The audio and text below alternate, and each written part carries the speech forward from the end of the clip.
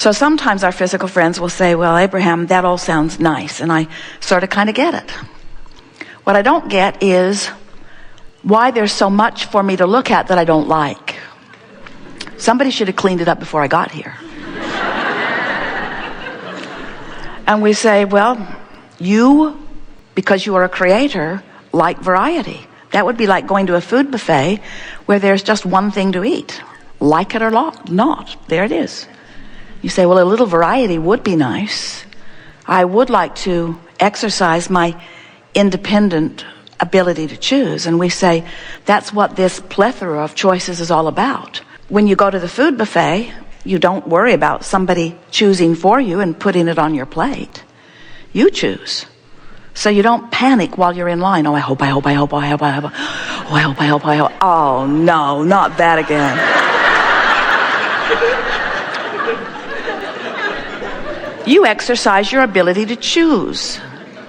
But often, in terms of choice of thought, or in choice of what you give your attention to, it seems like you feel like somebody should clean it up so that you wouldn't have to choose. And we want you to know that you choose by your attention to something, and that if there is something that you don't want in your experience and you divert your attention from it by choosing other better feeling things, you will tune yourself to a frequency that will cause the universe to limit the choices that it gives to you to only the things that you want. It will be like someone has gone out, your entourage ahead of you, and has cleared out everything off of every buffet that you don't want. As Luke, who is 5, would say, seriously, we are not kidding you even a little bit. In other words, that's exactly how it works. When you tune yourself to the frequency of that which you want, that which you don't want cannot continue to show up in your experience. So, this Art of Allowing workshop is really about focusing, but even more than focusing, it's about feeling your way into focus. It's about understanding vibrational frequencies and tuning your frequency to those of love and joy and fulfillment and exhilaration and passion, rather than tuning to worry and doubt and blame and guilt and anger. And we want you to know that you have the option.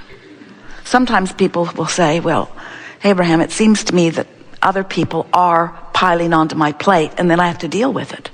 And we want to say right here at the beginning, no one's piling on your plate but you. And if it feels like somebody's piling stuff on your plate that you don't want, it's because you are sloppy in your plating. Sloppy in your thinking. But we don't want to give you the impression that we want you to try to control your thoughts. That'll just make you nuts. Because the thoughts that you've been thinking have activated a vibration that has set up a buffet for you that has a bunch of other thoughts pretty much like those thoughts. And the more you try to control those thoughts, the more thoughts like those thoughts you get, until you begin to believe that there's a conspiracy to destroy your life. It isn't that way at all. It's just law of attraction yielding to you more of what you've got going on vibrationally. You can't set your radio dial on 6:30 a.m. and hear anything from any other frequency. You're going to get the frequency that you're tuned to, you see. So rather than complaining about the frequency that you're tuned to, we encourage that you change the frequency. So often that sounds to you like what we mean is think other thoughts. So rather than thinking that blameful thought for which you have tremendous evidence because you're not making it up, instead of thinking that blameful thought, you think we're saying think a bright, fluffy, shiny, happy appreciation thought. Ever tried it? Can you go from that blameful thought all the way over there without killing yourself or ruining organs? In other words, you can't make that vibrational jump. It's a vibrational whiplash. You can't accomplish it. So you just reach for a thought that feels a little better. But on that subject that you're already so invested in, you'd be better off to stay off that subject altogether, don't you think? Because every time you try to think about that thing that you don't want to think about, you're thinking about that thing you don't want to think about it, and you're thinking about it in the vibrational frequency that you don't want to think about it in. So you're using it as a reason to hold yourself in the vibrational equivalency away from who you are, and you feel rotten, and then you're even madder at that thing, whatever it is that you're focused upon that makes you feel this way, because if it would be different, you wouldn't feel this way, right? If you would behave differently, I would feel so much better. I want you to be the way we were the day I met you. Treat me like that. And we say, it doesn't work that way, does it? Vibration is responding to what you've got going on. So what we are really encouraging is that you accept the reality of this vibrational reality. Do you? Do you know there's a reality and there's a vibrational reality? Do you know that the vibrational reality precedes the reality? In other words, there is always a vibrational equivalent of something before there is a manifestation of it. And in this vortex of creation, all things that you want have been gathered and are held by the resources that create worlds for you to feel your way into the vicinity of. So today we're going to be talking about getting into the vortex. On Monday, the book will finally be released. Getting into the vortex. It's been driving Jerry and Esther crazy that they can't just put it in your hand, because they have discovered that it seems to do the work. And do you know what its secret is? It plays music that is unusual in canter and asks that you find a breathing pattern that matches it. But because it's unusual in its canter, it's 1, 2, 3 strong breaths in, and then 5 breaths out. Not what you think you do. Often what you do when you sleep, but not what you think you do. You think you go 3 long breaths in, 5 shorter breaths out. And it requires so much of your attention at first that you can't think about those worrisome thoughts you've been thinking about. So just focusing upon the music that is played puts you in a place of less resistance, and then in the background, we are speaking to you everything that the source within you knows about everything that matters to you. Now, this is a tool that will put you in the vortex. You don't need it. You just need to know that there is a vortex and want to get in. And you need to notice when you are in and do that more often. And once you're in the vortex, it's helpful if you notice what thought threw you out, and then avoid that thought if you can, by thinking thoughts that help you to maintain your frequency.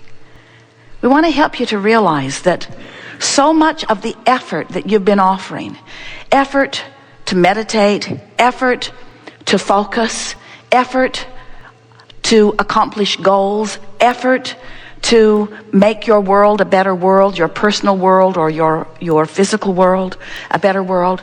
So much of the effort that you've been offering has been from your keen awareness of what you don't want. The majority of the effort that the majority of people, that the majority of you know, which means almost everybody, is offering almost all of their effort from outside the vortex. And that's why it feels hard. To make the point, we've been playing with these money and the law of attraction cards.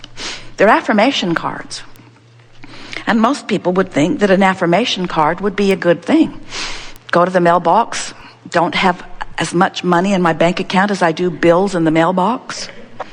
So I'll buy these brilliant cards. We wrote them. And from my place of worry or concern or even fear, I will begin efforting through the process of affirmation.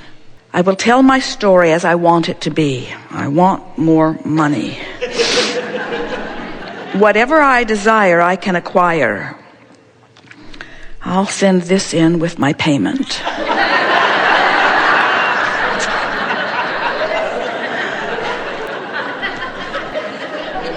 Achieving success is my natural birthright. Somebody should have told my parents. I got nothing from them, nothing. My every story is attracting its vibrational match. Yeah. I am the creator of my own life experience. This is very bad news.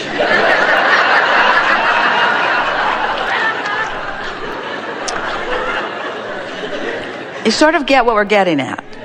When you're outside the vortex and you effort, there's a backlash because it activates a defensiveness within you that sort of defends where you are. Sort of like when you have a disagreement with a friend on the same point and the friend believes one way and you believe the other way, and the more you talk, the more you both dig in where you were. Neither one of you moves over to where the other one is. That's what happens when you are outside the vortex when you do your affirming. It's like you are affirming the opposite of what you mean to. I'm developing the skill to direct my thought. Right. I do not need to have money to attract money. Well, that is fortunate.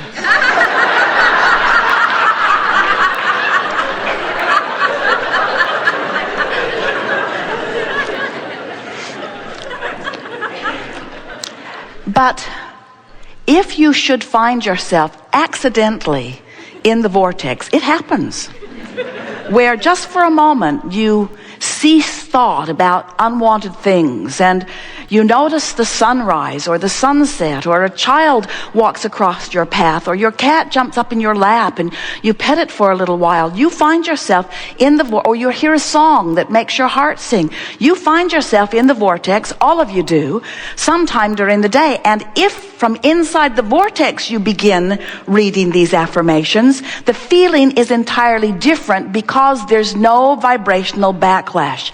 Are you hearing what we're getting at? If you're speaking about what you want and it feels bad to you when you're doing it, it's not helping. Don't effort when you are vibrationally out of sync. The first order of business is to get vibrationally in sync. The first order of business is to get in the vortex, to tune into who you really are. And then the story I tell is the basis of my life. That sounds nice when you're in the vortex. I'm the creator of my own life experience. From inside the vortex, you feel that empowerment. You're glad that you are. You're looking around. You're rendezvousing with thoughts. It feels good to you. Goosebumps are shivering up and down you. As you read what you know to be, as you find affirmation with what the source within you is affirming all day, every day, it feels wonderful to you. It's life-giving. You feel frisky. You feel exhilarated, you see. So what we're getting at, we think you know what we're getting at. Don't try when you're not in the vortex. If you're not in the vortex, you have only one thing to do. Get in the vortex. Well, how do you get in the vortex if you're not in the vortex? Well, stop doing whatever you're doing that's keeping you out of the vortex. Oh, all right, I'll leave my husband.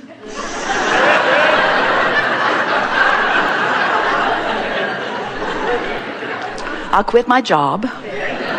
And I'll give each and every one of my children away. That isn't exactly what we meant. We mean the things that you are doing all day, every day, that are affecting your vibration the majority of the time, are the things that are going on in your mind. It's the things that you're thinking about. It's the things you're pondering. It's the beliefs you hold. A belief is just a thought you keep thinking, you know. So what you're wanting to do is change your beliefs, train your beliefs. But here's the thing, that this getting into the vortex conversation is really wanting to impart to you in a way that you've never heard it before. Don't try to change your thinking from outside the vortex. It will only backlash and make you dig in more. To change your thinking, you've got to be up to speed with who you are. So what does that mean? Meditate, quiet your mind. When you quiet your mind, you'll stop thought. When you stop thought, you'll stop resistance. When you stop resistance, your vibration will raise. When you run, when you take walks, when you get out in nature, when you interact with those who you really love, when you make long lists of things that you appreciate, when you get on rampages of appreciation. We've written several books, and every book is full of processes. We know you're sick of them. Processes, and every process is written to assist you in moving in the direction of who you are. But this is the big one. This is the big one that will make the most difference the fastest to you. This is the process that says, somehow, some way, I'm going to quiet my mind. I'm going to hypnotize myself. We don't mean that literally. I'm going to find some way of bringing myself into the vibrational vicinity of who I really am. And when I'm feeling measurably better, then I will offer my effort. Then I will set my goals. Then I will make my plans. Then I will call the airline and book my flights. Then I will go to the department store to purchase clothes. Then I will make love to the person I love. Then I will call someone on the telephone. In other words, get in the vortex and then. Get in the vortex and then. Get into the vortex and then.